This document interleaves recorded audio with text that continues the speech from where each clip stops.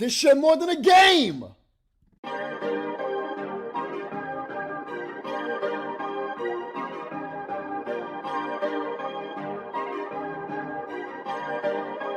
Perfect.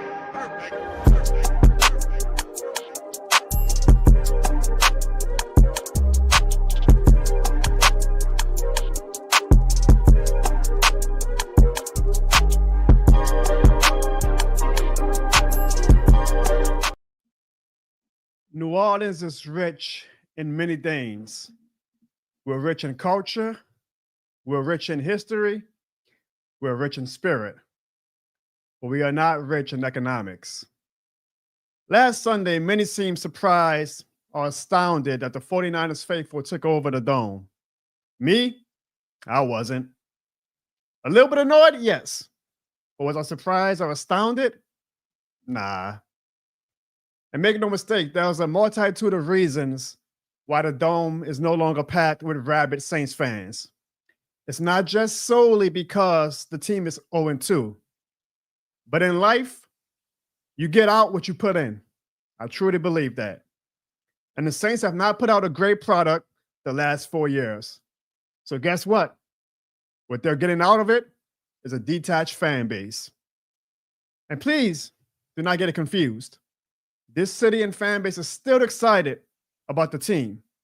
We're still passionate and we're still watching on pins and needles every Sunday, but we're mainly watching from the couch. You can't expect fans to be in a rush to spend $40 on parking, to go walk half a mile to a stadium, to pay $30 for a hot dog, chips, and a beer for an 0-2 team. Not for a team that hasn't made the playoffs since Drew Brees retired. The Dome isn't so super anymore. But it can be super again. And it's not rocket science on how to. It's simple. Win some games.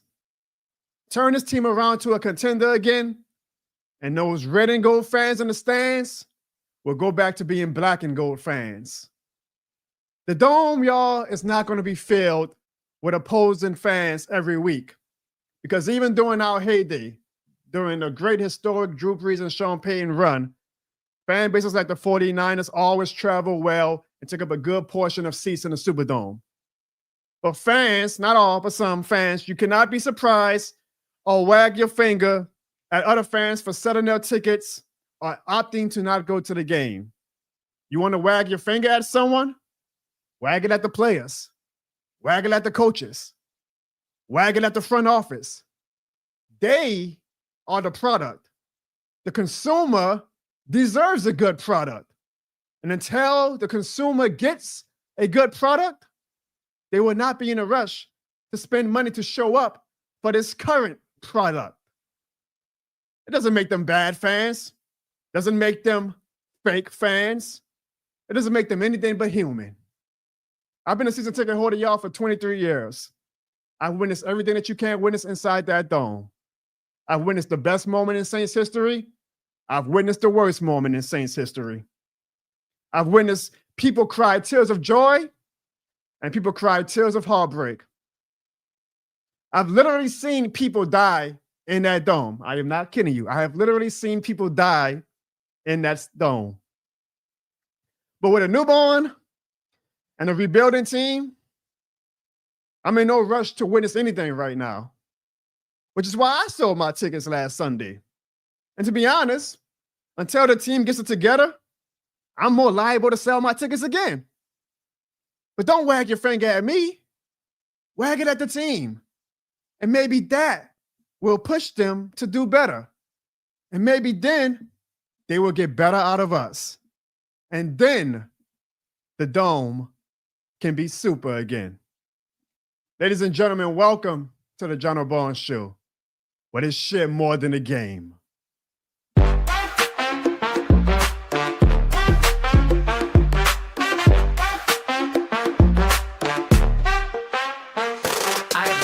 From the stands, I'm invested. Every loss served like a lesson, we tested. Front porch talk turn to Sunday confessions. From dome to the block, it's all one connection. From Eric to Drew, Alvin to Cam, talk down on my squad. Boy, I be damned. I rap for the ones that never got fame, still yelling loud. This shit more than a game. Cause y'all know why? This shit more than a game. It ain't no lie. This shit more than a game. You know that's right. This shit more than a game. And y'all know why? This shit more than a game. Now I got Lil Jono sitting on my knee, teaching them young what it mean to believe. This bigger than scores, it's what we became. He gon' know off top, this shit more than a game. Clarissa in the back giving me all types of stress, but deep down she know the husband the best.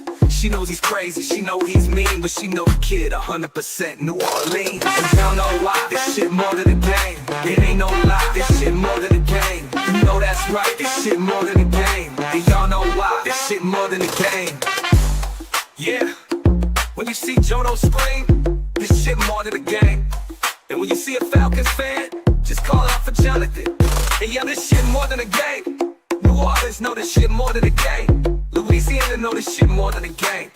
Texas know this shit more than a game. Whole world know this shit more than a game.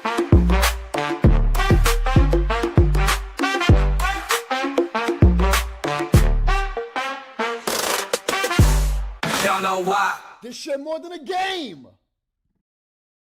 And y'all know, and I see a lot of my faves in the chat right now. So teach the new people, if the new people do come to the show, how we start off each and every Jono Bones show.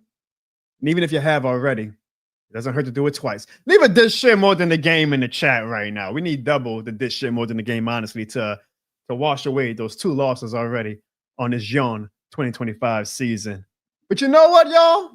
It really hasn't been the worst 0-2 start ever, right? Like, let's be a little bit at bay with what the team is. We all knew it was going to be a long season. We all knew that it was going to be a rebuilding season, which is why I'm not mad. If you watch my 2 reaction videos to the game so far, I was like, you know, I asked for this, so I can't be all, they're the same, you know, like I'm actually very, very ultimately optimistic about the rebuild so far. There's some things about the rebuild so far that I don't like.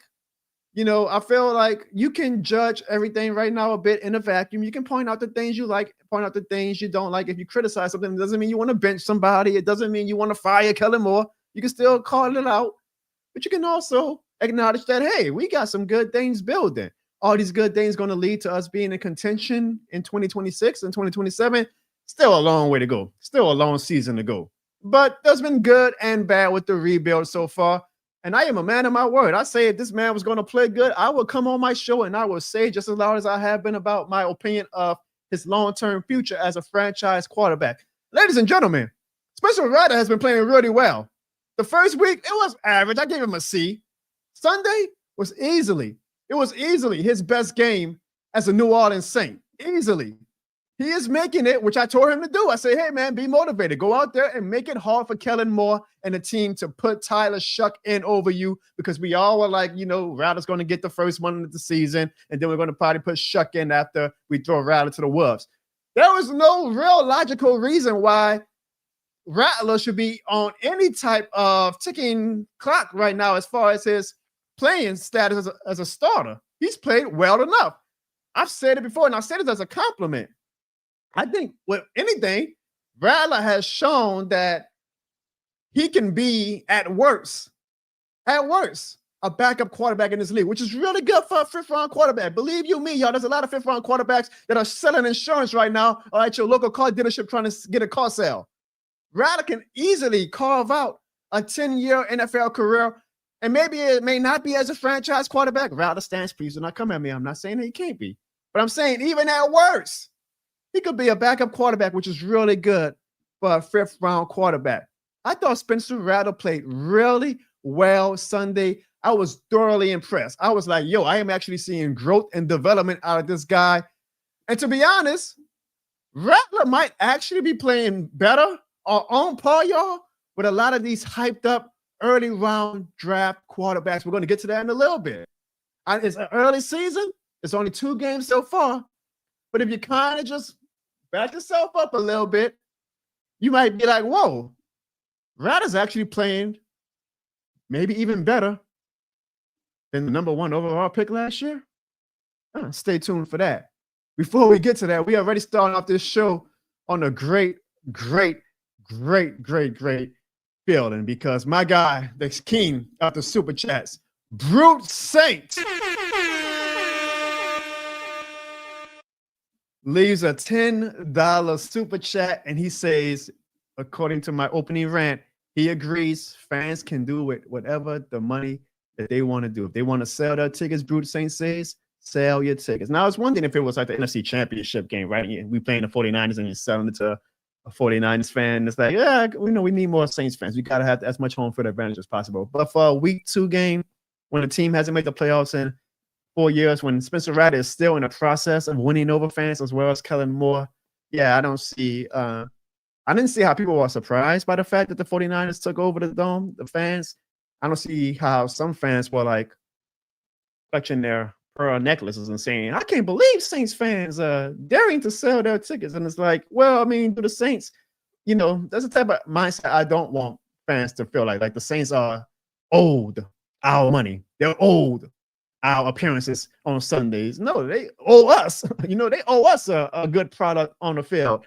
And honestly, the Saints probably don't give a shit. They got the money already. Like, that money is the same color green. Like I always tell y'all, Saints again, the same color green money, whether it's a negative fan or a positive fan, whether it's a Saints fan who sold their ticket or a Saints fan who showed up, that bottom line for the Saints after Sunday was the same that it's going to be, whether it was 65,000 Saints fans or 60,000 Saints fans and 5,000 49ers fans or 60,000 Saints fans and 40,000 49ers fans. Either way, the Saints are like, hey, we got our money. Now, you don't want it to become a trend. You don't want the Superdome to lose its luster like it's slowly losing.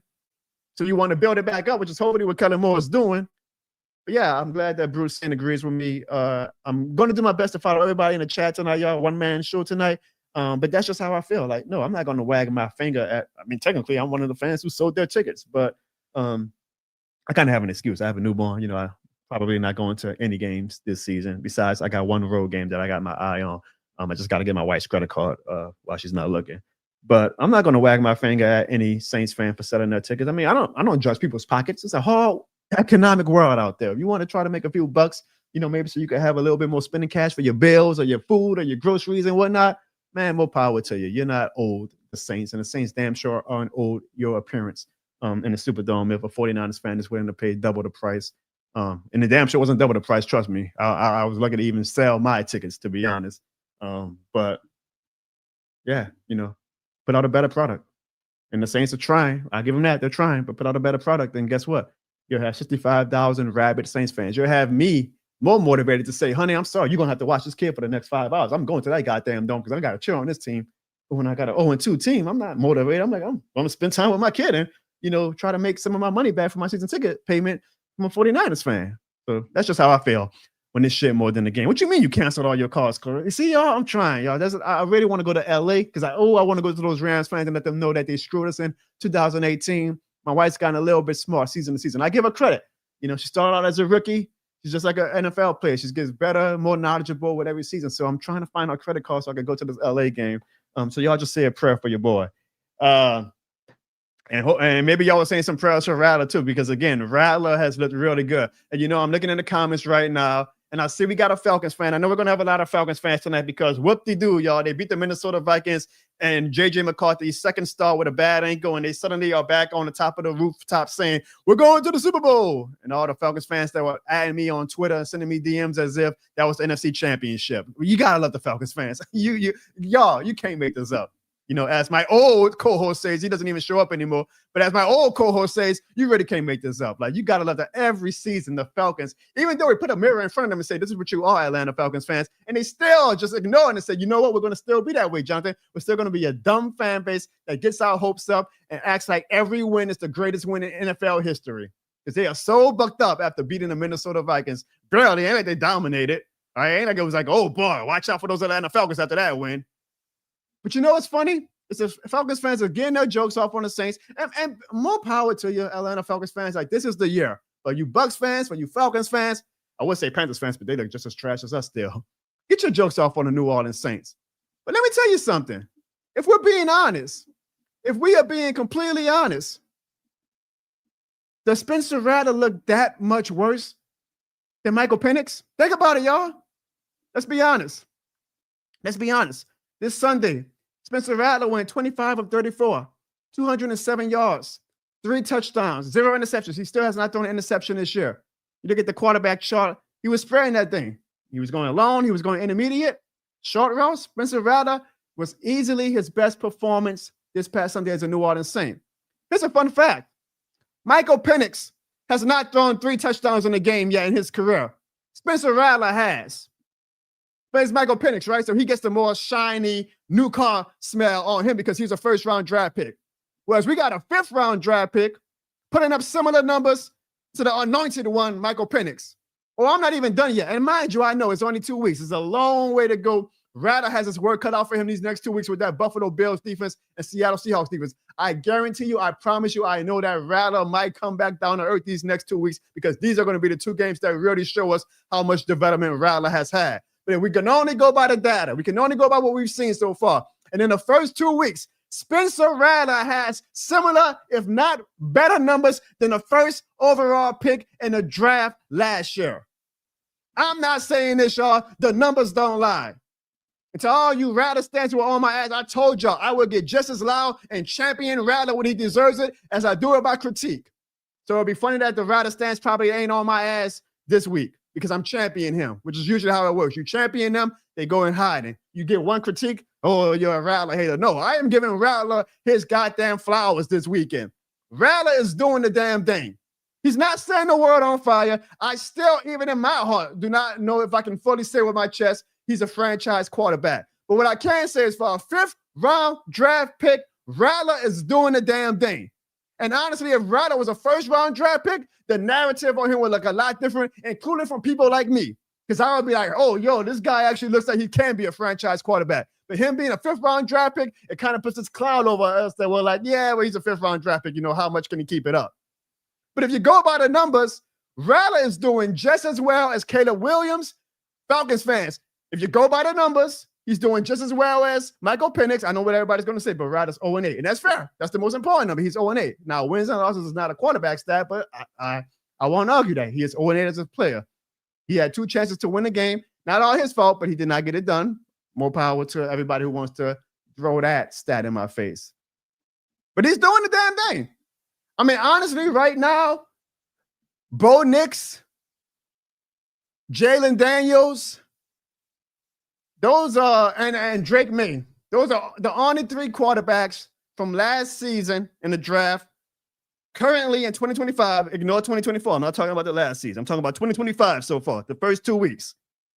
Those are the only 3 quarterbacks in the 2024 NFL draft class that you can definitively say are playing better than Spencer Rattler. If you go by the numbers, Spencer Rattler is right up there with Michael Penix, with Caleb Williams, damn sure with J.J. McCarthy. The only difference is Spencer Rattler is a 5th-round draft pick, and all these other quarterbacks were the shiny 1st-round toys. Because I guarantee you, if Spencer Rattler was an Atlanta Falcon and Michael Penix was a New Orleans Saint, you know what these same Falcons fans will be in the chat right now saying? Our 5th-round draft pick is doing just as good as your 1st-round draft pick. We got a quarterback doing just as well in the 5th round that y'all have to spend a 1st-round draft pick on. I guarantee you the Falcons fans will be saying that. I guarantee you the Falcons fans will be saying that. But because Michael Penix has that, again, new car smell, shiny 1st-round gloss over him. He's definitely in the future. He's definitely a franchise quarterback. Well, you look at the numbers, Rattler and Penix are basically what and what so far. That's not John O'Bo's opinion. I'm talking about the numbers. And they say the numbers don't lie, right? So I give Rattler his props. He looks good. And I am excited to see what he does these next 2 weeks. And if the Buffalo Bills and the Seattle Seahawks bring him back down to earth, so be it. But if he winds up playing well and competitive against them, then they're going to have some tough conversations on Airline Drive. Because then I'm going to be annoyed with the fact that, damn, we could have just rolled with Rattler for the 2025 season and not used the top 40 pick on Tyler Shock. So we'll see. That's an intriguing thing about being a rebuilding team. You know, you get a quarterback and you're like, okay, do you want to keep gambling and, you know, putting your ducks in a row with him? Do you want to look at the next guy on your team? Do you want to still look at these quarterback prospects in 2026, which I would also admit, good Lord have mercy, that vaunted 2026 draft class of quarterbacks does not look as well as it was being hyped up, right? The Arch Mannings and the Garrett Nussmeyers, K. Klubniks and all them, they do not look good right now. And I'm like, God damn, the 1 year where we finally going to have maybe a top 3, top 5 pick, and all these vaunted quarterbacks are playing like jack shit, if we're being honest. And I'm like, damn, come on. Like, I thought we was going to get one quarterback who was going to be like setting the world on fire that we can at least be like, oh, yo, that might be our quarterback in the future. All these quarterbacks that I hyped up, and I know, oh, Johnny, you the main one talking about Arch Manning. I know, I told you I was illogical about that.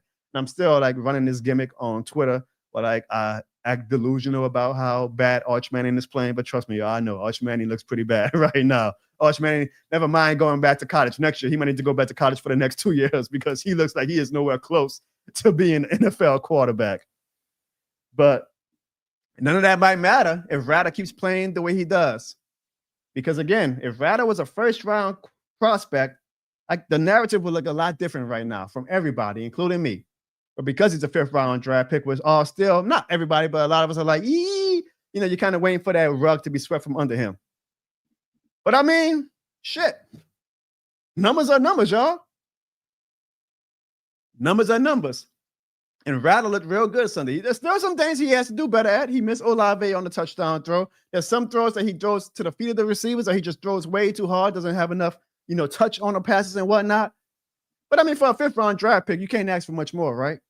And like I said, because of how he's performing, I feel like at worst, his floor now is that he's going to be a backup quarterback for a long time. He's going to have that Chase Daniel and Teddy Bridgewater-like career where you can always rely on him, which is why I'm like, okay, even if he winds up not being our starter in 2026 or 2027, I still feel like we should probably invest in him, given our investment so far, so that we can have him as a solidified backup for us going forward to whoever is the heir apparent to Drew Brees, whenever that does come.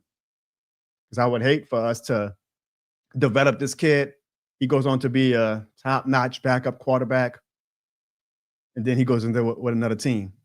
That would kind of put this rebuild at a bit of a stonewall. Like, well, what the hell was these first few weeks of the season if we're going to let Rattler go thrive with another team? Nah, given that he's doing what he's doing, I mean, you can only go by the market, and hopefully no team says, oh, we want to take a risk on Rattler and throw him $30, $40 million or whatever. No, hopefully we can keep Rattler if he winds up being that backup quarterback with us, so that it wasn't a waste of time for us to develop him and another team to reap the benefits of it. So, hey, man, Rattler, keep doing your thing, because you made me look real bad as far as my opinion on Sunday. But I like it. Like I said, I like when my negative or pessimistic Saints takes turn out to be wrong. And disclaimer, I'm not saying, oh, I'm sold on Rattler. He's a franchise quarterback. He's the next great thing. No, I'm just saying you go by the numbers and you go by the performances. He's played well. He's played absolutely well. He's played just as well as this Atlanta Falcons quarterback that I see Falcons fans constantly in our chat talking about how great he is. That's just how I feel when it's shit more than a game. But how do you guys feel? You guys are the co-hosts going forward on the Jono Bones Show. You guys are the ones whose opinion I want to put an amplify on. You guys have made me the voice of the voiceless, and I want to give it back to you guys. So let's get to some of these comments. That one Falcons fan, probably the most fair and non-partial Falcons fan that I've ever met, says that Rattler play his ass off. Y'all need to protect him. I agree with that. I love what Banks is doing right now. Of course, McCoy is probably our best player on the team. But, man, our interior on our offensive line, the guards, and I know Trevor Penny hasn't played yet, but Ruiz is really struggling this year, y'all. Ruiz is really, really struggling. Fuaga has been up and down. That knee injury really kind of concerns me. I kind of wish we would bench him for a few weeks because we need Fuaga long term. So I don't want him to let that knee deteriorate over these, I don't want to say meaningless games. Every game is important, but these games that probably aren't going to be important in a grand scheme of things when it comes to playoff standings or things like that, when we can have them healthy for when we really need them. Because I think the tackles of Banks and Fuaga with McCoy in the middle, that is a damn good start to our offensive line. We just got to get them guard play better, man. And it looks like Ruiz, I want to be fair to Ruiz, but the first 2 weeks of the season, Ruiz has been pretty bad. Let me get to some more of these comments. Brute Saint says, that is exactly why tanking is stupid. Talking about my analysis of these quarterbacks in college so far. You have no idea how college quarterbacks will be by the time the draft comes through. Yeah. And, I know LSU fans were like arguing me down about how great Nuss was going to be. He has all the tools. And I see the tools in him, but, you can only go by what you see on the field. And so far, Nussmeier hasn't impressed me at all in the past few seasons and in this current season. You're waiting, you're thinking, because Joe Burrow took that leap in this third year and Jaden Daniels took his leap in his third year that Nussmeier was going to do it. So far, not so good. Long way to go. It's only 2 weeks of the NFL season, only 3 weeks of college football. But, and I ain't going to even talk about Arch Manning. I mean, good Lord, Arch.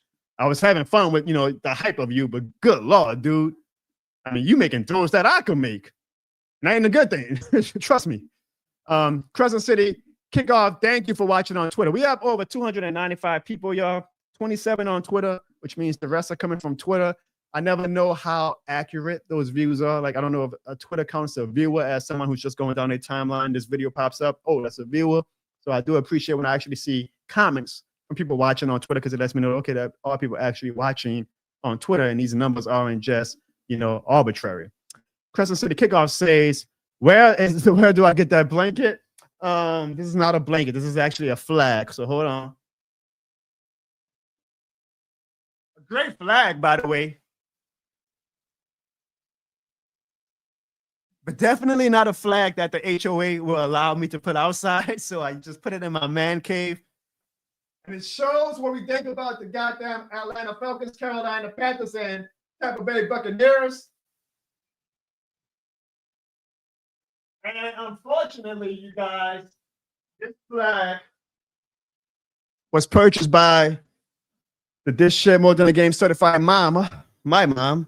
But this was all the way back in 2019. This is how long this man cave has been being envisioned. We just finally put it together in 2025. But my mom's been building out this man cave along with my dad and my wife for a while. But this was a flag she found on one of those like third-party sites. I think it was Etsy. And the seller doesn't make these flags anymore. So I apologize, you guys, but this is now like a rare item that is only in the This Shit More Than a Man Cave, which is probably fitting, right? Being that I am Mr. This Shit More Than a Game, it's only fitting that I have the sole possession of this flag. It's not a blanket, it's a flag. Everybody always comments on the videos I do whenever it's in the background and asks me where do you get the blanket from? And I always say it's a flag, but I also say, and y'all shouldn't be asking about the blanket.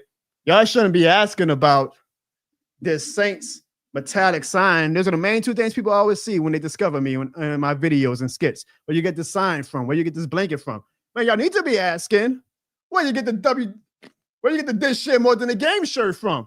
And you get that shirt at www.thisshitmorethanagame.com for the low price of $28.03. That's what y'all need to be asking about. Not about things that I can't make money off of. Ask about the things that I can make money off of. I got This Shit More Than a Game shirt on sale now. All right, let me catch up with some of these comments. Slim South says Ruiz is not it. Dottie Vision says, who all wants to see Simpkins start over Ruiz?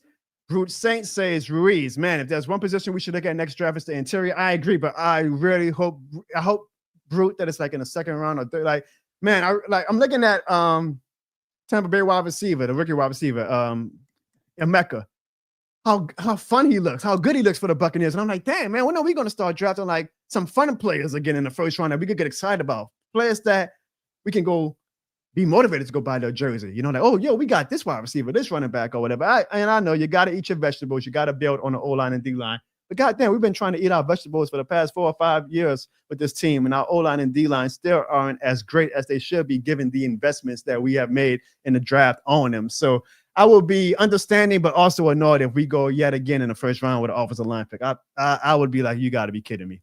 Especially if it's probably going to be a top 5 pick. I'll be like, oh my God, are we really using the pick on the offensive lineman again? It would be nice to have like a player that the city universally can get excited about, because I've said this in my last 2 reaction videos. The one thing I also think this rebuild is missing is that we just don't have that unanimous player. And Brute, I saw you comment on the video with some of the players that you thought, but there's no unanimous player that we all can say, yo, we're excited about this guy. He's going to be the guy for us when we get our stuff back together. In 2005, we assumed that was going to be Reggie Bush, and it wound up being that Drew Brees was one of the greatest quarterbacks of all time, right? But we all had that, we got Reggie Bush. Holy, like we may not be shit in 2005. We wind up being shit in 2006, actually. What I'm saying, but we thought, oh, Reggie is that guy. And then we had Colston, we had the draft class showed out. And I tweeted this actually yesterday. One thing that I have not enjoyed about this rebuild so far is that our 2025 draft class has not showed out, unfortunately. You got Banks, who looks really great. Like, I am excited, and I'm glad that Banks looks like he is going to be a potential Pro Bowl tackle. That's great. You always want to, you really want to knock out your first round pick and then hope that you can land some 2 or 3 other players in the draft. But so far, it's been Banks, and that's it. Shuck is on the bench because Rattler's playing great. And we had another injury. I don't know if you guys saw the news alert that might actually be a lot more important than we are giving it credit for. And I will get to that later in the show. So stay tuned for that, folks. That is called a tease. We got another super chat from an Atlanta Falcons fan. Pro P. You don't get the air horns. Pro P, I don't care how much you donate. I'm sorry. You just don't. He says, a Penix jersey or Bajon for Lil Jono. I would never. That's called child abuse, my man. I would never give him an Atlanta Falcons jersey. Thanks for the $2, though. Also, when it comes to the rebuild, we got to talk about some players who I'm a fair man. I'm a champion a player when they do well. I'm a critique a player when they're not. And one player who we really need to have tough conversations about, y'all, is Chris Olave. Because Chris Olave so far this season has 13 catches for only 108 yards and 0 touchdowns. Chris Olave is in a contract year. These numbers, you guys, are not the good start that you need if you want to get paid $70, $80, $90 million like some of his draft counterparts are doing. So we need to have tough conversations on, is Chris Olave worthy of a contract extension this offseason? Because he is entering his 5th year next year, which means we have 2 options. One, you can extend them, which usually when you have a player that you know is your future and you truly believe it's going to be a great player, you pay him before that 5th year. Or you don't pay him and you just use the 5th year option. It's very similar to what we're doing with Trevor Penning right now. We are not paying Trevor Penning an extension. We just say we're going to use the 5th year option, and we'll let this year determine if we want to pay him long term after this offseason. Well, Olave is in that same situation this offseason. Do you want to extend Olave now, or do you want to take a risk and say, you know what, we'll let you play out your contract in your 5th year, and then we'll get into a bidding war after 2026? But right now, he doesn't seem worthy of that. And I like Olave, and it's not all of his fault. Obviously, he's had a lot of quarterback carousel since coming to the Saints. Obviously, we have failed him when it comes to his health. But these numbers do not scream, we have to pay this man 70, 80, 90, damn sure not $100 million. So I want to know what you guys think. Do you guys think that we should pay Olave? Do you guys think Chris Olave is a number 1 wide receiver? I think, and I'm cheating, yes and no. I think he can be a number 1 wide receiver, but I think he needs like another number 1 wide receiver to do it. I think his peak is like a 1B to a 1A, right? Like if you had a Michael Thomas on your team, then Chris Olave can also put up wide receiver 1 numbers. But when Chris Olave is the standalone number 1 option, then no, I do not think he's a number 1 wide receiver. I think it's similar to the Rams during their greatest show on turf days. Torrey Holt had Isaac Bruce. So with Isaac Bruce next to him, Torrey Holt was putting up amazing numbers. I think Olave could be similar to that. Like if we had another great wide receiver with him, then Olave can be a number 1 receiver. But by himself, obviously Olave has not shown so far that he can be a number 1 wide receiver. Doesn't mean that he's not, but he definitely hasn't proven it so far. And with his concussion history and with his lack of production so far, you have to ask yourself, is he worth us using a significant portion of our salary cap on for the future? So what do you guys think? Would you pay Chris Olave? I want to know in the chat, do you guys believe we should pay Chris Olave? Pro P, who is not a Saints fan, but I do welcome when non-Saints fans offer their opinion on certain subjects. He says Olave should be a Batman, sort of like a Devontae Smith. I can actually absolutely see that. You see, Pro P, you can actually come on here and actually offer objective analysis, not trolling. I agree with that. Maybe Olave is a Devontae Smith type receiver. Like, well, he's not your clear-cut number one receiver that A.J. Brown is, but still a great asset and tool to have. Slim South says Olave is not a wide receiver number one. Crescent City Kickoff says, yes, sir, he is looking like the worst number one wide receiver in the NFL right now. If we got any more comments, Bruce Saint says, Juwan is getting more touches than Olave. So I don't put it all on Olave, but he is very questionable. Well, Bruce Saint, to that, I will counterpoint and say if Olave was that dude, when he be getting the touches, like, well, you can't deny the touches. Like Michael Thomas, didn't matter if Brandon Cooks was on the team. Michael Thomas was that dude that he got the touches. Even though Cooks was the first round draft pick, Michael Thomas came in and said, yo, I'm a number one. I'm getting the touches. If Olave was that dude, he would get the touches. Now, I also can see your point, Bruce, saying that, quarterbacks have their phase. Seems like Juwan Johnson is a favorite of Spencer Rattler. Maybe Tyler Shuck comes in at some point and Olave's production goes up. But right now, we can only go by the data. And so far, Olave is not getting it done. I saw a comment I wanted to do. And Trey Harris, my guy Trey on Twitter. There we go. What up, Trey? Thanks for watching on Twitter. He says, give the money to Shaheed. And I actually agree. Trey, and I'm not saying pay Shaheed a lot of money. I mean, look, first off, I want every player to get their money. Okay. I'm always pro player when it comes to getting their money. But what I'm saying is, if we can get Shaheed for $50 million compared to Olave at $80 or $90 million, yeah, give me Shaheed. Give me Shaheed, and we'll take our chances again in the draft for another potential number one wide receiver. Because I do think Shaheed is a valuable weapon. And I will say it is very, very unlikely that we are going to pay Shaheed and Olave. I will be shocked if we wind up keeping both of those guys. I think it's going to probably be one or the other. And yeah, I think you kind of have to probably go with Shaheed at this point because he's going to be cheaper. You can get arguably the same production that you're getting out of Olave with him. And then you can still open up the possibilities of drafting another wide receiver to be your number one. Or maybe you sign one. Who knows what Kellen Moore's vision is. We've been training for wide receivers like crazy the past few weeks. So it makes you wonder, does the team believe in Olave or do they just want to add depth to the wide receiver room for 2026 and beyond? It'll be interesting. It's absolutely going to be interesting. I'm going to finish this off with Crescent City Kickoff saying Rattler likes throwing it to big guys. Look what he did with Xavier Legette at South Carolina. And Legette definitely hasn't been doing anything since he's been in the league. Shout out to my fantasy football team. Look at the target share to Juwan. Val has been on. Is it Val or Valet? I keep forgetting. I think it's Val. Val's been on the team. I should know, right? But this is why I say I'm a fan, not an analyst. So y'all can't be like, oh, John doesn't even know how to pronounce his own damn team players' names. Val has been on the team a month, and he's already got a touchdown. It's a long season. Like I said, we can only go by the data. So it's kind of like, you don't want to overreact after 2 games, but you can only also go by the 2 games of the season. So it'll be interesting to see. Thank you, Crescent City Kickoff. Vele.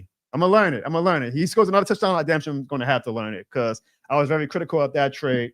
And hey, if he scores like 5 touchdowns, I can't be mad at that, right? I was not critical of the trade that we did this past weekend where we traded our 6th-round pick in 2027 to the New England Patriots for Polk, who was a 1st-round wide receiver last year. Now that I was not critical of because I was like, hey, that's a nice little gamble to take. I mean, I'm critical of the team right now for trading 1st, 2nd, 3rd, or 4th-round picks because those are like picks that I believe can be valuable assets to the team. But if we're trading a 5th or 6th or 7th-round pick, I mean, those are picks that you can always get back or, rarely, even when you have a top pick, make the team. So I don't lose sleep over that. I saw some fans upset at Loomis this past weekend because we traded a goddamn 6th-round pick in 2027. I was like, look, y'all, I'm critical of the team too, but I ain't going to lose sleep over trading a 6th-round pick for a former 1st-round wide receiver. And if it works out, great. If not, when the last time a 6th-round draft pick made an incredible impact on our team anyway? So, yeah.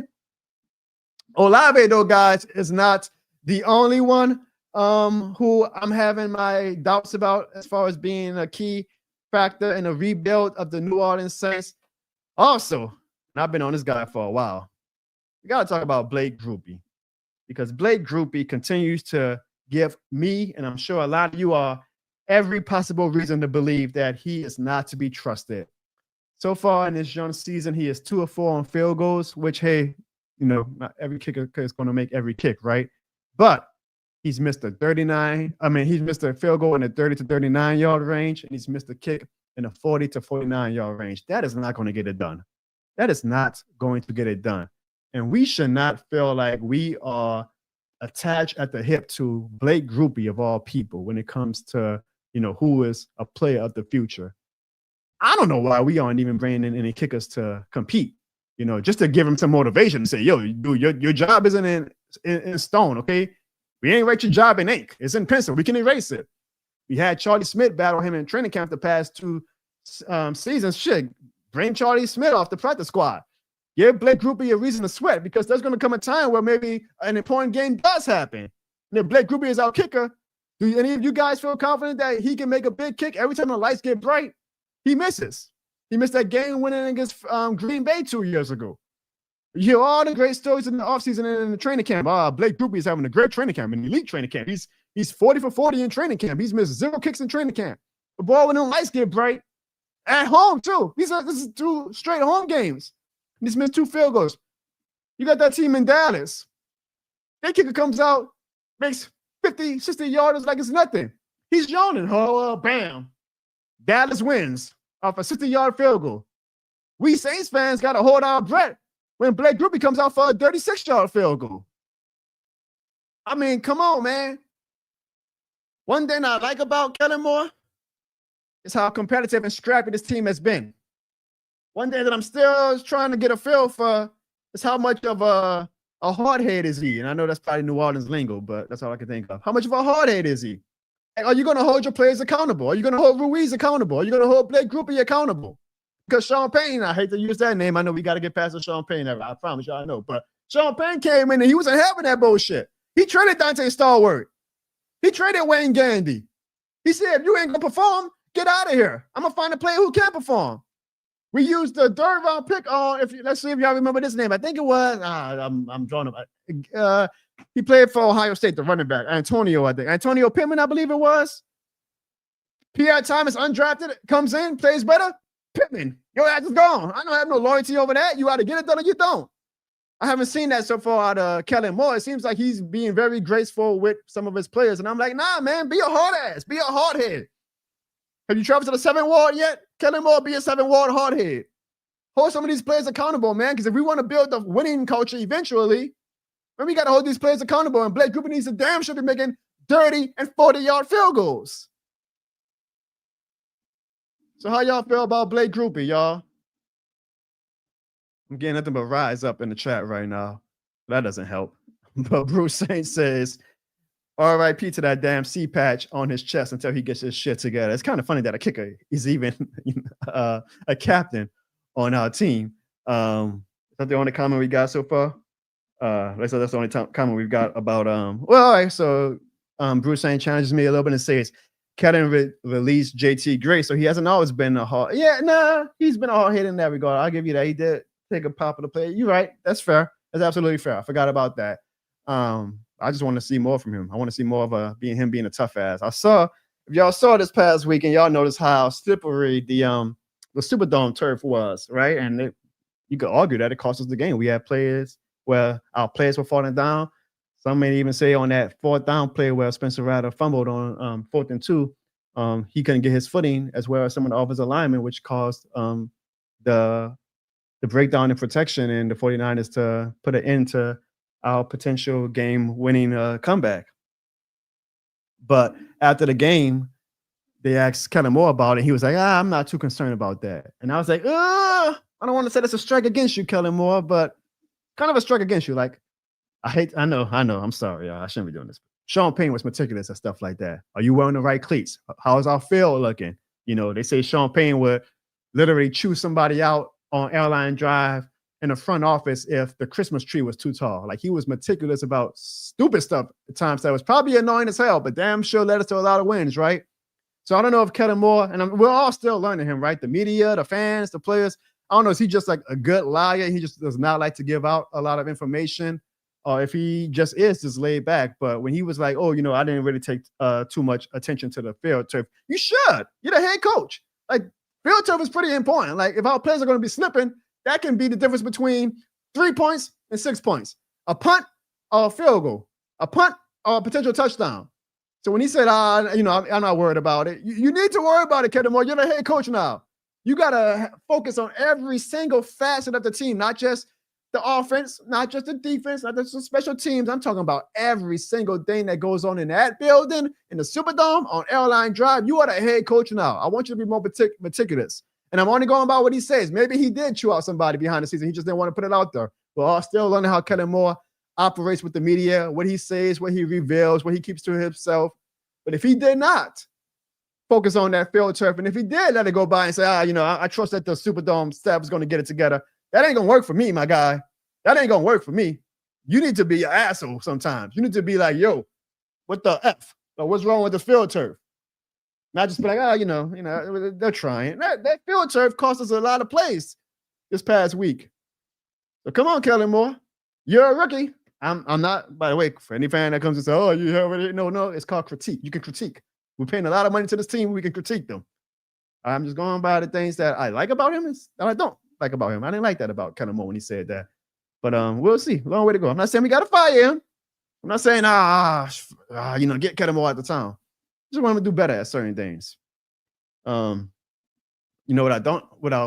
I appreciate that doesn't need to be any better is you guys with the super chats. So to Brute Saint, to Carl Dunn, to Ziggy. I know y'all probably asking where the hell is Ziggy at. Well, Ziggy's going to show up when Ziggy's going to show up. And to Easy E, thank you guys for the super chat last week. Every super chat that we get, we turn right back around and invest into this show. Please know that this shit is more than the thanks.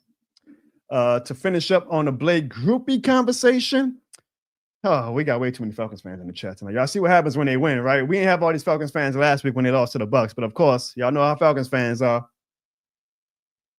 They win, they see that piece of cheese, they come out like mice. He said Blake Grupe is getting dropped from his fantasy team. I remember when Blake Grupe, right before the start of the fantasy draft, was getting a lot of hype because everybody was like, oh, boy, the same thing going to score that many touchdowns, so you might want to grab Blake Grupe. And I had my eye on Blake Grupe, but thankfully I talked myself out of it and say, man, let me get the Cowboys kicker because that guy be making 50 and 60-yard bombs, and Blake Grupe is inconsistent as hell. So far, I've been proven right. So, long way to go, y'all. It is only, Bruce Saint says we're losing. That's why Ziggy ain't showing up. Well, have you noticed, I hope y'all bet the under on a lot of these. Like Ziggy at 10 appearances, that probably damn sure ain't happening. Sean at 3 is probably too damn high. We might be lucky if we get one. We got to Sean. And we will be lucky if he even shows up for the Saints-Rams week at this point. Evan actually might be. Unfortunately, we might actually get Evan more than all the other guys. But it's okay because we're going to have a lot of more special guests returning to the show like we did the past 2 weeks when we had Ryan Walker and the great Matty Hudak and Hold the Mayo. Well, we got some more special guests lined up for the show, so you guys definitely stay tuned for that. We're going to have a lot of fun actually next week, so keep your ears tuned to social media and my YouTube community tab to find out just what we have lined up for Saints and Bills week next week. But before we get to that, we got to get to the Seattle Seahawks game that's coming up this week. Hopefully, it is better than how the last 2 Saints games have gone.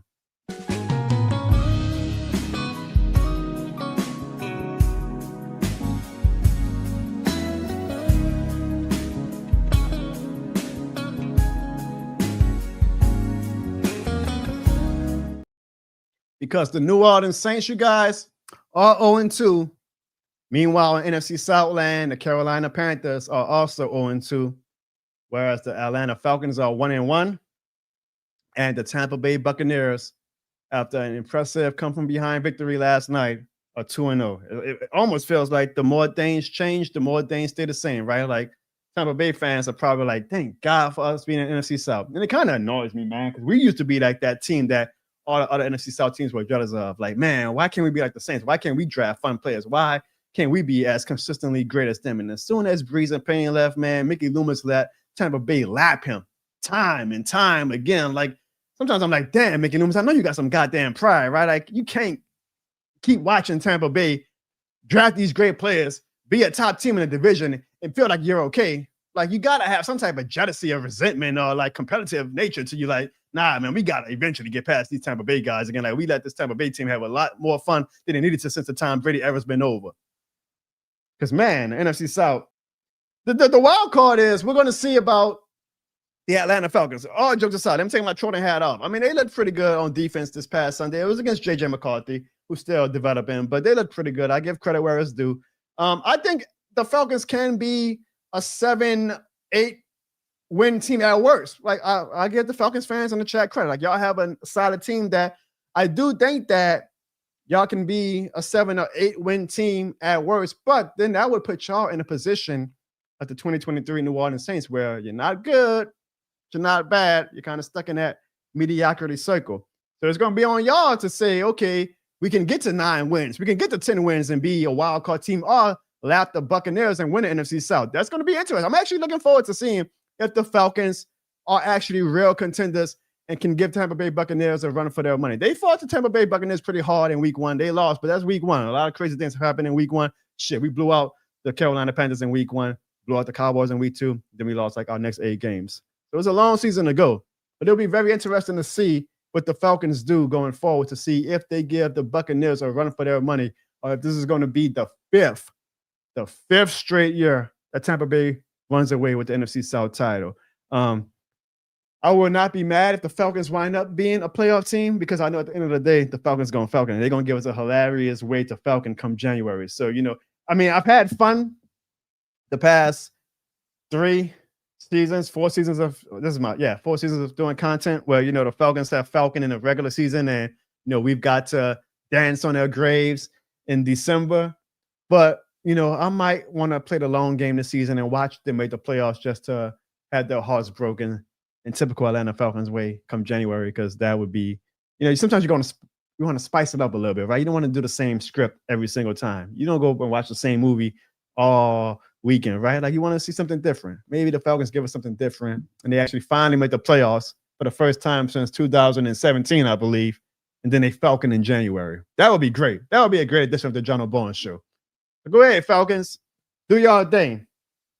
I mean, maybe if y'all actually beat the sad-ass New Orleans Saints that y'all think is the worst team in the league, y'all can actually make it to the playoffs this year. So try that first. Try actually being the Saints. Y'all couldn't do it last year. Y'all still do not have a winning record over us since Drew Brees retired. Maybe if y'all actually get a winning record and sweep us this year while we are at our low point, y'all can actually make the playoffs. Yeah, I don't know. It's going to be interesting to see how the NFC South plays out. Now, y'all know, I don't know again if y'all saw the news alert, but the Saints lost a player for the season yesterday. It was announced, and it wasn't a player that, you know, was going to make everybody in the group chats that you are all in go crazy and say, oh, no, we lost this player. But it's definitely a player and an injury that has a lot more importance than I think the fans are giving it credit for. We're going to talk about that after a word from one of our sponsors. Come on, man, tackle him! You know we put your arms around you, hold him in the tackle. Tackle him! Oh, man, I'm tired of this thing, man! Jono, they were trying to call the cops! Oh, God, this shit more than a game, man! Ah, yes. We've all been there before. This shit is more than a game, man. And now, these shirts are more than a game. But did you know that this merch wasn't made only for sportswear? No sirree. This shit more than a game is a lifestyle brand. You can wear the shirts for anything, such as going shopping, working out, This shit more than a game! doing chores, setting the mood, Oh, yeah, that's that thing I like. changing a tire,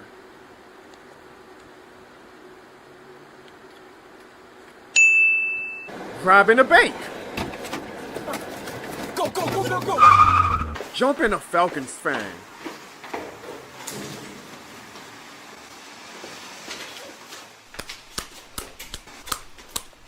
and so much more.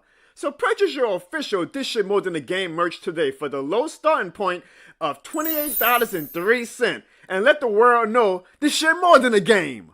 Warning, please see a doctor if you feel you've gone too far with taking this shit more than a game. This Shit More Than a Game is not associated or licensed with any organization or entity except for Jono Bones LLC. This Shit More Than a Game is not responsible for any fights caused by the shirts. Jono Bones LLC does not promote or recommend violence of any kind, unless it's at the expense of a Falcons fan.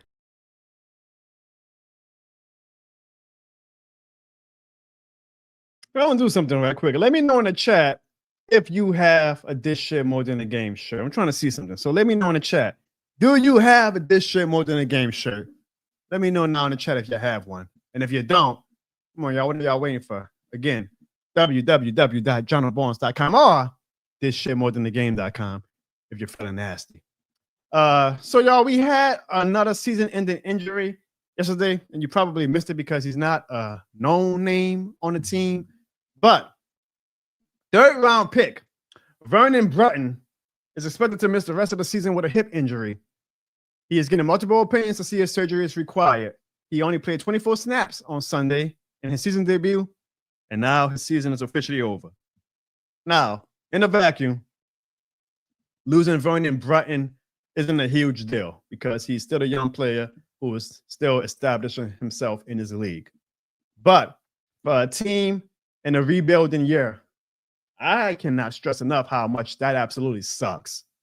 I mean, you really, and I say this during the offseason, I say that 2025 draft class is going to be huge for Kellen Moore because it sets the tempo for the rest of your coaching tenure. We saw Sean Payne came in right out the gates hot. Reggie Bush, Marcus Colston, Zach Streif, Roman Harper. So far, we've had Calvin Banks and Tyler Shucks on the bench. Danny Stutzman and Quincy Riley have been playing very few snaps. And now Vernon Broughton is out for the season. Devin Neal has only played like one snap. I think it's very important for this 2025 draft class to show us something, for us to have confidence and optimism into our rebuild. It's not the be-all, end-all, absolutely not, but it absolutely sucks that so far only our first round pick is the only one that we can all decisively say, hey, that guy's a future stalwart player for the New Orleans Saints. We can't say that about Tyler Shuck yet. Unfortunately, we now can't say that about Vernon Broughton because he's out for the season. We still have not seen enough from Danny Stutzman and Quincy Riley. And so for Kellen Moore, I say, I mean, it's going to be tough, even though he's not playing great, to bench a Pete Warren or something. But we got to see what these young bucks can do eventually. We got to see because these draft picks are going to be the foundation of our team. And what he can't control, unfortunately, is injuries. And so for Vernon Broughton to already be out, man, that sucks to have a third-round pick. Because third-round picks are very valuable to me just as much as second-round picks are. If our third-round pick to be out, again, it wasn't going to make breaking news on the local news or anything like that. Nobody really probably, besides the diehard fans, even knew who Vernon Broughton was. But for the first year in our rebuild, for our third-round pick to only get 24 snaps in the season, that really sucks. That's not the greatest start to a rebuild. This rebuild has had some positives so far in the first 2 weeks. It's had some negatives. This is a huge negative. Because I think the key to this season is seeing our young players develop. And right now, Banks looks like he could be a potential Pro Bowl tackle. I love that. Shuck, Rattler's going to make it real hard for us to see Shuck at any point this season unless we just go 0-9 or 0-10 and Kellen Moore uses that as his reason to put Shuck in. Riley's on the bench. Stutzman's on the bench. Devin Neal's on the bench. We certainly haven't got the 2006 draft class results so far from 2025 draft class. Only 2 weeks, but shit, Reggie came out swinging. Marcus Colston came out swinging. Zach Streif, Roman Harper, they came out swinging. So far, we've only had one draft pick that we can say so far in this class. Hey, we feel good about that draft pick. So that's kind of what I'm keeping my focus on. And I think it really, really sucks for Vernon Broughton to be out because, again, man, development is the key in the 2025 Saints season. So I'm really hoping that Vernon Broughton has a speedy recovery because these are the type of players, man, that we need to hit on if we are going to be a good team in 2026 or 2027. So hopefully, man, these injuries, because it feels like every week so far we've had a season-ending injury. Hopefully, man, we can turn off the injury mode on the season and we can get some of these young bucks to show us what they got so we can feel more optimism going into the 2026 season. I want to give a shout out to my girl, Sandra, who damn sure, unlike Pro P, gets the This Shit More Than the Game air horn. She leaves a $5 super chat and she says, I would rather be 0-2 with the losses we've experienced than start off 2-0 with performances like last year and build false hope in our team. That's a good point. We started out 2-0. No, wait, did we start out 2-0? Yeah, we started out 2-0 the past 2 seasons. We saw how that went. So it'll be funny. Like if we win on Sunday against Seattle, we put up one of these crazy upsets. I'll be like, whoa, are we going in reverse? Lose the first 2 games, then we go on a 5, 6, 7 game win streak. That would be crazy. I know. Don't bet on it. I'm just saying though. But I agree, Sandra. I love the development we've had. And I am glad that, we're not setting ourselves up for, the Saints, are they for real or not? Like we see what the team is. We couldn't be Mac Jones. Probably aren't beating a lot of teams this year, to be honest. Mac Jones actually wound up playing a lot better than I gave him credit for on Twitter. I wrote a diss tweet about him, critique if you want to call it that. And then he wound up throwing 3 touchdowns on us. So I guess Mac Jones heard the cries and showed me. He proved me wrong, huh? But I still, in my heart, I'm like, damn, if we couldn't beat Mac Jones without George Kittle, without Kyle Juszczyk, I don't know if we're going to beat that many teams this year. But I am happy with the development, Sandra. I'm ultimately optimistic about the scrappiness of the team and about Spencer Rattler's play. I've seen a bit of a shift in national media correspondence when it comes to the Saints so far, where instead of the LOL, the Saints are the worst team, let's get our jokes off. They seem to be shifting that to the Browns and the Dolphins now as the whipping boys. And they're calling like the Saints, like, we're the sexy bad team, right? Like, oh, that's a bad team, but they're scrappy. Carolina fans know that feeling. Atlanta fans damn sure know that feeling. Well, you're bad, but the media's like, yeah, but they're kind of like fun to watch. A little scrappy. They're not getting blown out like the Browns are getting blown out and the Dolphins are getting blown out. Like they're playing hard football. You can appreciate that. I've seen a shift in the national media correspondence about the Saints with that. And to Kellen Moore's credit, I can appreciate that. Like he's showing fight. He's got the players playing hard. That's a good start.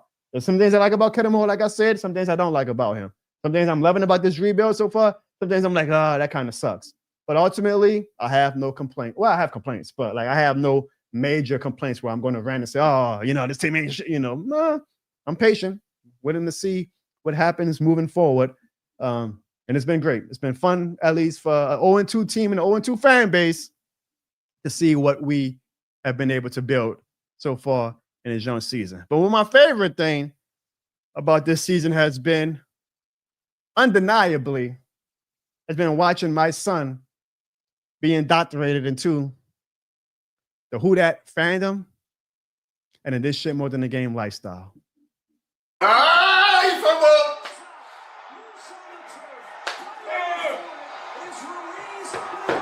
Welcome to being a Saints fan, buddy. Welcome to being a Saints fan.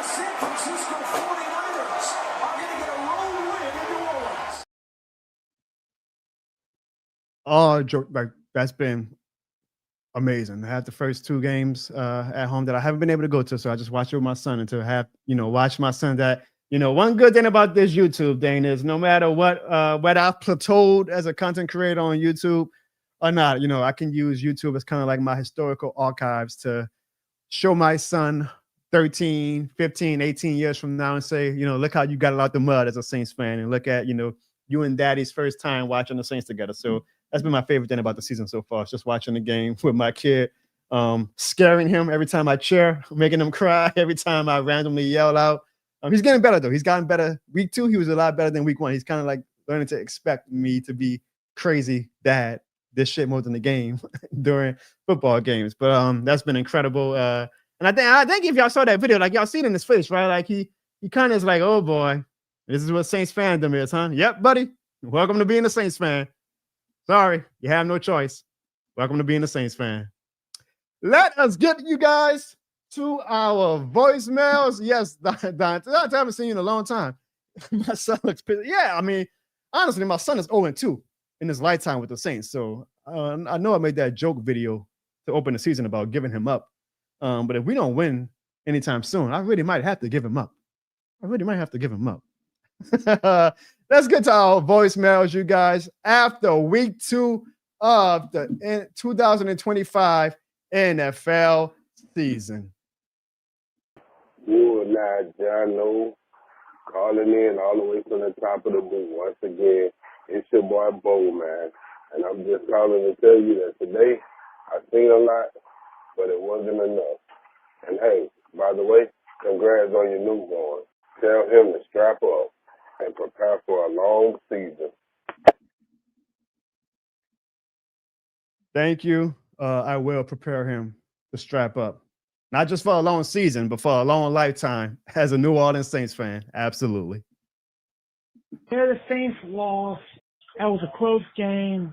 Man, LSU and Tulane is 3-0. You got to go watch the next week game. Southeastern at LSU. Disgusting. All right. I will say LSU hopefully looks a lot better this week than they've looked the last 2 weeks. But wins are wins, and as long as you get into the dance called the college football playoffs, I'll take them any which way. But also to all the AP voters, rank Tulane, you cowards, because Tulane deserves to be a top 25 team. Along with the voicemails, you guys, we are also getting text messages, which is also you can do at 504-484-9170. We got this one from that one Falcons fan who says, first things first, I will give Rattler the benefit of the doubt. He did his best. The O-line failed him. The Panthers pulled off nearly an incredible comeback, but again, the O-line failed Bryce Young. Then to my Falcons, we have a pass rush in all caps. Granted, it was against a QB making the second start. Say that again, but I'll take it. Offensively, we got to sharpen up. We can't rely on our kicker all the time. Speaking of, you can have Young Way Cool if you want. Hey, you know what? Don't threaten me with a good time. Because that would be pretty funny for us to sign Young Way Cool and he makes a game winner against the Falcons. Sign me up for that one Falcons fan. Let's get to our next voicemail.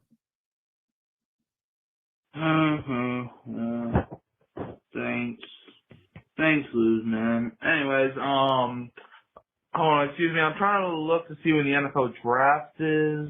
Hold up, give me 1 second. Okay, so guys, April 23rd, 2026. Okay, so hopefully with the first overall pick, the Saints take a guy with a brain cell on April 23rd. Because this season's over. If you can't beat Matt Jones, in the power of friendship, you can't beat nobody. The Saints are going to get one win this season, and it's going to be in Week 18. So I got to wait all season to win the game. Yeah. Atlanta fans, this is what y'all have to go through every single year because it sucks, man. That sucks for y'all. But it's all right. We'll be out the basement soon. We just got to find a – well, I can't even say we got to find a real quarterback. Rather, play like a real quarterback today. You know, Juwan Johnson just doesn't have hands. Chris Olave sucks. He doesn't have hands. Well, he doesn't suck, but he freaking just wasn't his name. Freaking, what's his name? Alvin Kamara fumbling the ball all over the place. Fun fact, Kamara fumbled the ball against 49ers 4 times. Everybody else 3 times. Isaac Yadam turning into freaking burnt toaster strudel. Shout out to DeMario for actually giving a damn. But everybody else doesn't want to win. Like Mickey Loomis doesn't want to win. Why are you trading for a guy that's already out for the season? Whatever. Who that? Don't be a Falcons fan. This shit more than the game. And I'm going to go to sleep and hopefully never wake up. Goodbye. Damn. Mikey, it's a rebuild, yeah. You might want to wake up. It's only a rebuild, yo. We'll be fine. Yeah, rebuilds are slow though. They're not fun all the time, but I've had fun the first 2 weeks. I can't lie. I've had a little fun with it. But I know not everybody loves the idea of the action of being in a rebuild. Even Kevin Austin says he's a Bears fan, and they've been rebuilding. Not since 1986. Y'all made that Super Bowl. Y'all beat us to go to the Super Bowl since 1986. Nothing to be looking forward to. The rehabbing Saints are rehabbing. We're rehabbing, and hopefully we check out in 2026 or 2027, Kevin. We also got a text from another Falcons fan. Boy, they sure love sending text messages, huh? Kamar. And he says, yo, Jono, I know you're probably still crying over how y'all ain't shocked. It's choked, Kamar.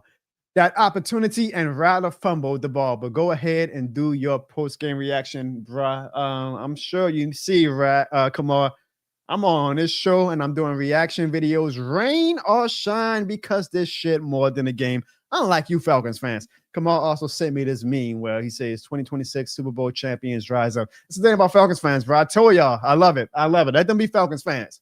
Oh, we beat J.J. McCarthy in the second game with a sprained ankle, and our defense is back. Our D-line is a beast. Oh, I love Falcons fans, because one thing about the Falcons fans, they're going Falcon.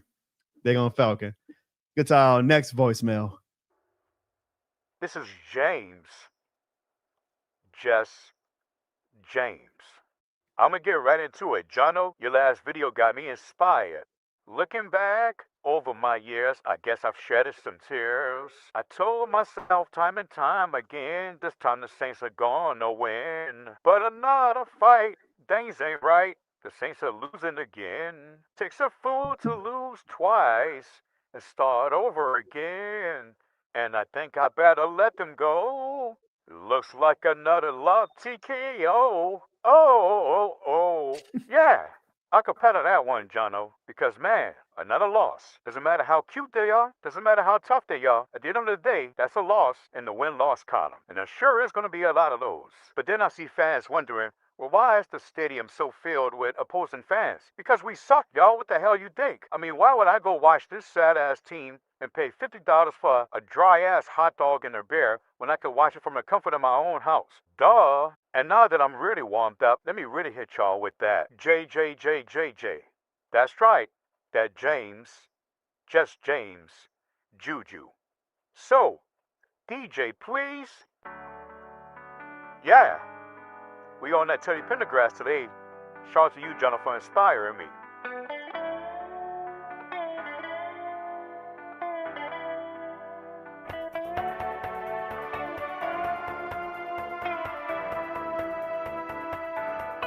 The Saints, they lost. What a sweet loss. The Saints, they lost. It was a complete loss. But the Saints, they lost. We will never win again. Yeah. Man, oh man. What a long season is going to be. It's going to be even longer if Miss Barbara doesn't show up. Where's Miss Barbara been at? Come on, Miss Barbara. I told you, I apologize for all of the things my wife told you. Oh well, looks like we got Seattle and Buffalo next. Oh great, that'll be fun. I hope Spencer Rattler. Hell, I hope all you Saints fans are loaded up on some Ben Gay. And tell Evan, shut the hell up. Just shut the hell up. Falcons fans too. I know y'all not gonna come on this show and get in the chat and talk about how great y'all look. Man, y'all beat barely a sad-ass second-year quarterback, J.J. McCarthy. Get out of here with that. Congratulations, y'all are the 2023 New Orleans Saints. Y'all gonna win 8-9 games and be in that state of purgatory. Congratulations on that. I hope they're hitting a banner, because Lord knows y'all don't have any other banners in that stadium. This was James. Just James.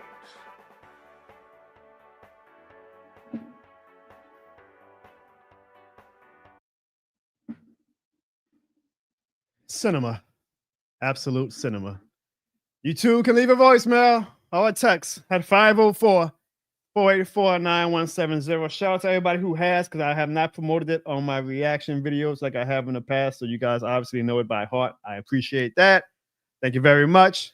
I love and appreciate all of our voicemails. Before we wrap up the show, let us hear a word from one of our sponsors. Here's a gift just for you for being a fan. Are you going to a sports game or a concert or any major event? Well, buy your tickets from SeatGeek and use the promo code JONO at checkout, and you can receive $20 off your purchase over $50. That's $20 off your purchase. What are you waiting for? You know this shit more than a game, man. All right, and as we close out the show, I want to continue to play. I had fun playing this game last week with Ev. I say, let's do it again. Even if I'm solo, I can play it with you guys, where the game is called Yes or No. And the answer has to be yes or no. No, yes, and no, but. You got to either answer yes or no and leave it at that. And to make sure I keep up more with you guys, hopefully you guys are still active in the chat. I see y'all still chat, so hopefully y'all play along with me with this game. When I ask the question, just put hashtag to the team that we're talking about. So if I ask a question about the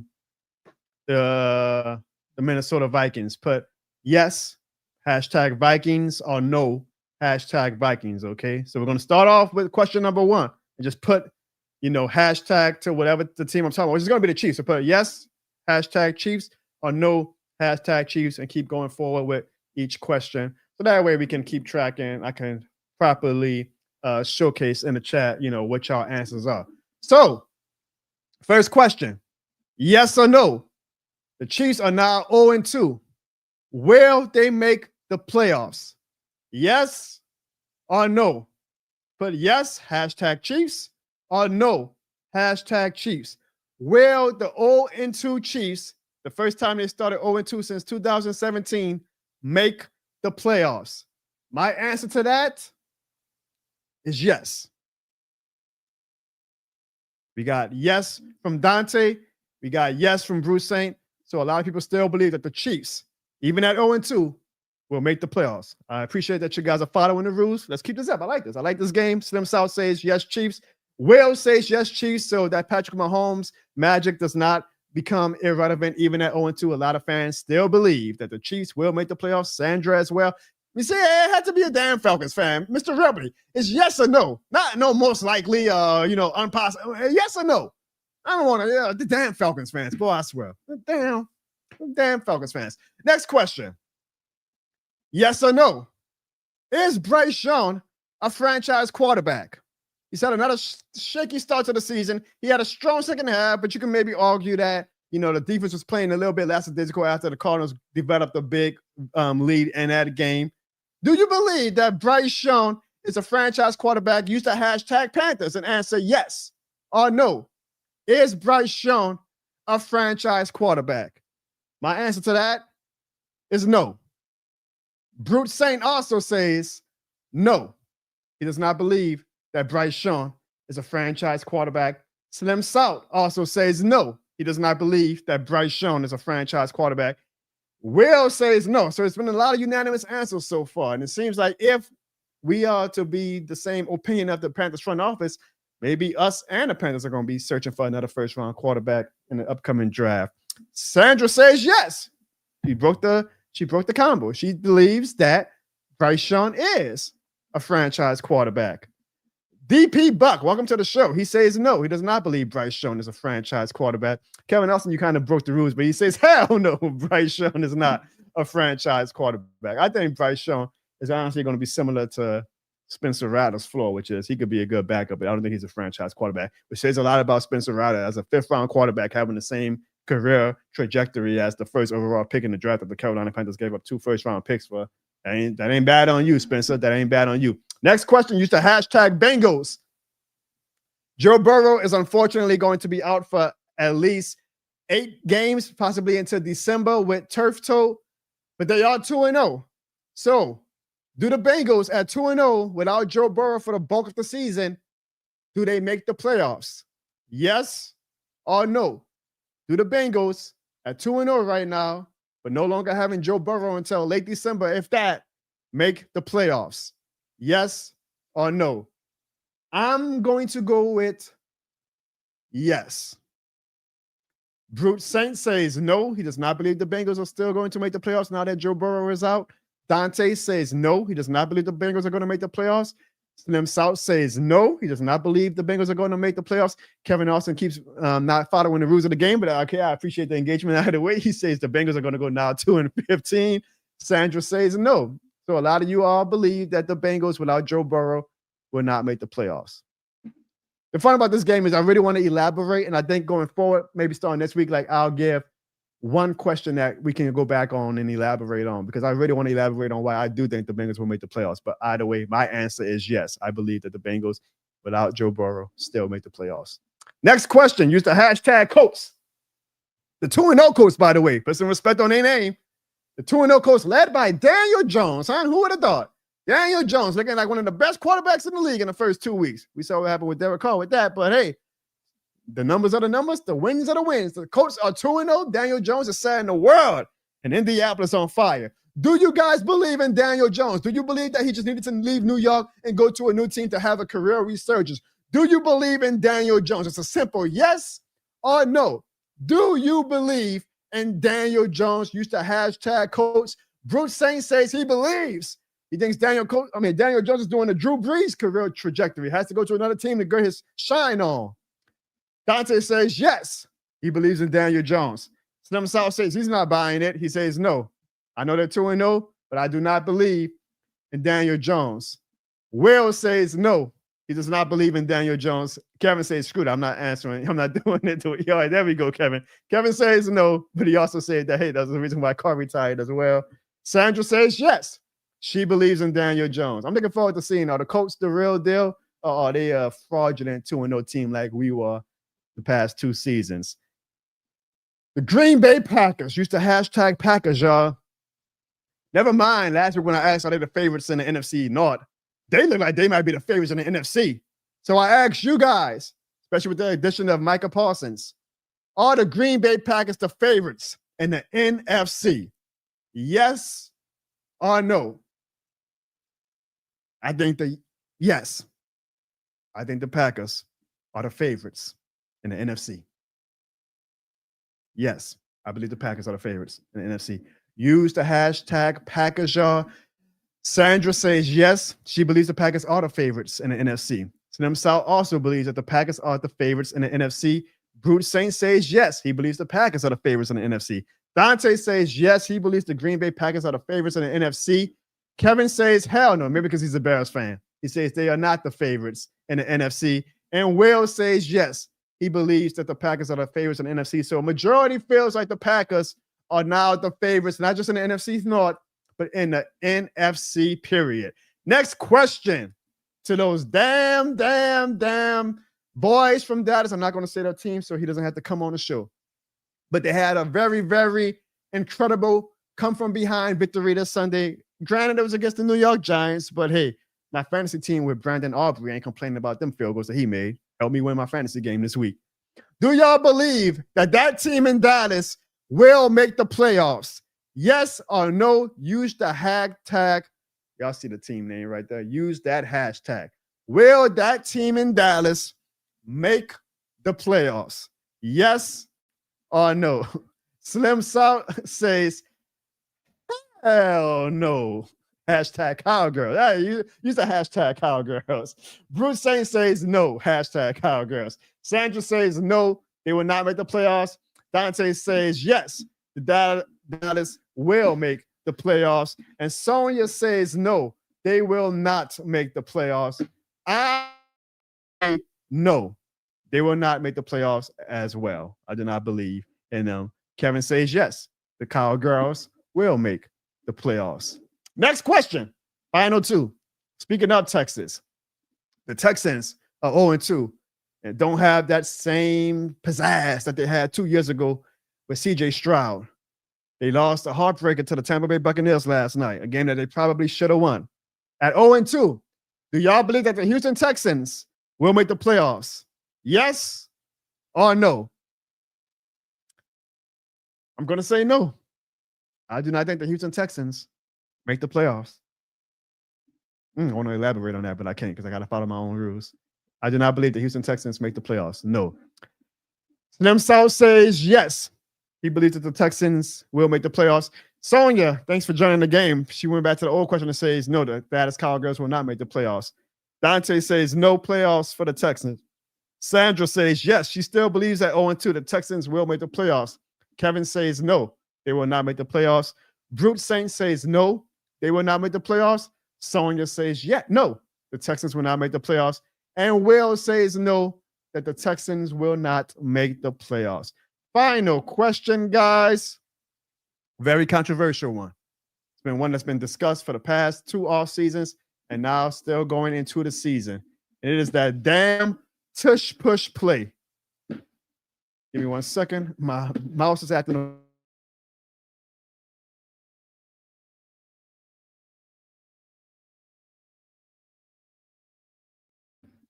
All right. Are we back? Good. I'm sorry, y'all. My MacBook is acting a fool. Okay, I can't put the data right now because my mouse is acting stupid. But the question is about the tush push. And do y'all think that the NFL should ban the tush push for the Philadelphia Eagles? Because if y'all have seen, it seems like they're not calling it the same way that they called it for other teams, right? Like the Eagles usually are always offsides when it comes to the tush push. There we go, y'all. I apologize for those technical difficulties. So I asked you guys, should the tush push be banned? Yes or no? Use the hashtag Eagles. Should the tush push be banned? Dante says yes. the tush push should be banned. Slim South says yes. He also believes that the tush push should be banned. Kevin says no. The tush push should not be banned. Brute Saint says no. The tush push should not be banned. And Sandra says yes. She believes the tush push should be banned. Ooh, this is a tough one because I really want to elaborate on it, but I got to follow my own rules. Will says no, the tush push should not be banned. Sonia says yes, the tush push should be banned. Mr. Ripley, late as hell, typical Atlanta Falcons fan. He put yes, no, no. Didn't even follow the rules, but it's okay. It's okay, Mr. Ripley. I know you're a Falcons fan, so we send you our condolences. My answer to that is yes, the tush push should be banned. I wish I could elaborate. Again, next week what I'm going to do is if I play this game going forward, which I really like this game, y'all, I'll give each person in the chat, including myself, one of these questions that you can elaborate on, because I would love to elaborate on why I think that the tush push should be banned. But I got to follow my rules. It was a yes or no segment, and I believe, yes, the tush push should be banned. All right, y'all, thank y'all. That was fun. I enjoy doing stuff that can keep the chat engaged, and I appreciate you guys for watching the show, man. Sonia, Mr. Ripley, Will, Brute, Kevin, Slim South, Sandra. I appreciate y'all, man, for real. You know, not the biggest show on YouTube, but damn if we don't have a goddamn loyal community. And damn it if you guys are not all this shit more than the game certified. Here's our final yes or no. Let's add one. Because our New Orleans Saints going to Green Bay this week to play the Seattle Seahawks. So it's a simple question. Are the Saints going to win this week? Yes or no? Do y'all think the Saints come out of Seattle with a win this weekend? Y'all know my answer. Unfortunately, that is a no. I do not think the Saints are going to win in Seattle this weekend. But I will say this, y'all. Yeah, the Saints can at least compete, just like we had the past 2 weeks. If we can compete in Seattle and compete in Buffalo, I'm not expecting to come out with a win in either game. Actually, I believe we're going to be 0-4, to be honest. But if we can make Seattle and Buffalo sweat a little bit going into the second half, that's going to say a lot to me about Spencer Rattler and Kellen Moore. Now, we'll see. There's a lot of factors that go into the flow of a game. But if we can at least be competitive, that would be very impressive because Seattle has a hell of a defense, and we all know Buffalo is arguably the best team in the NFL. So if we can be as competitive against those two teams on the road as we are at home against the Cardinals and the 49ers, that will say a lot about the direction of the New Orleans Saints. And I'm looking forward to these next 2 weeks a lot. I am really looking forward to these next two games. We might wind up getting our ass whooped. We might be we obviously know we are in a different weight class right now than the Seahawks and definitely the Buffalo Bills. We might wind up getting blown out, which will be okay. But if we can make it competitive, that's going to say a lot about Kellen Moore and possibly Spencer Rattler too, because Lord knows if it's competitive, that means Spencer Rattler's playing still solid football. So I am looking forward to seeing what happens. And it seems like you all are in agreement that we are not going to win. But, of course, you always got our OE faithfuls like Slim South. I'm surprised Bruce Saint says yes. Wow, Bruce Saint. Now, this is what y'all can elaborate on why y'all think the Saints are actually going to win, because I don't see it. That defense, I feel like it's going to dominate this offensive line. Of course, Jerry says yes. Sonia says, when will Young return? That's a good question. If Young does not practice tomorrow, Sonia, then I'm expecting him to be out for at least another 2 weeks because those hamstrings can be tricky, which very much sucks because Young is like the centerpiece of our defensive line. So you can even argue that maybe Young changes the game against the 49ers, the Cardinals. But we'll see. We'll see. Will says, I believe that we will be competitive. Kevin asks, who is Seattle's quarterback? It is none other than Sam Darnold. Kevin, Sam Darnold is Sam Darnold's beaten the Saints before, by the way, too. So we can't be like, Sam Darnold. He's beating the Saints in Carolina. He damn sure beat the Saints in Seattle. Slim South says the Saints are a better road team later. Well, that's with Dennis Allen and possibly Sean Payton. Slim South, this is the Kellen Moore era. So we got to see, how Kellen Moore's first game on the road goes under the Kellen Moore era. But it will be interesting. I'm looking forward to the game. I'm looking forward to seeing how Spencer Rattler builds his momentum. I'm looking forward to seeing how this rebuild continues to go. It may be 0-2, y'all, but it's been a damn fun 0-2, and I cannot complain, even though I will. I appreciate you all for joining. Maybe it was a calf strain. For some reason, I'm thinking hamstring, Sandra, when it comes to a Chase Young injury. It could have been a calf strain. All these injuries just add up, then you just kind of lose sight of which is which. You just be like, God damn, another injury? Wow. But I'm looking forward to this Sunday, you guys. And I appreciate you all for joining the Jono Barnes show tonight.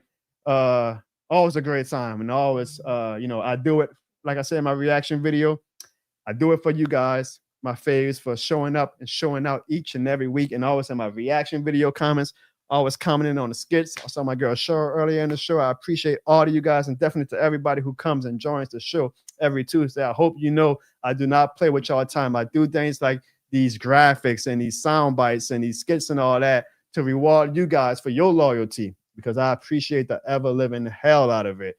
And like I always told you guys as well, I'm not just on YouTube. In fact, it seems like I might have to leave YouTube behind. I'm just joking. I'm never leaving YouTube behind. I'm going to always keep chasing, even though it seems like it's impossible, that goddamn silver plaque.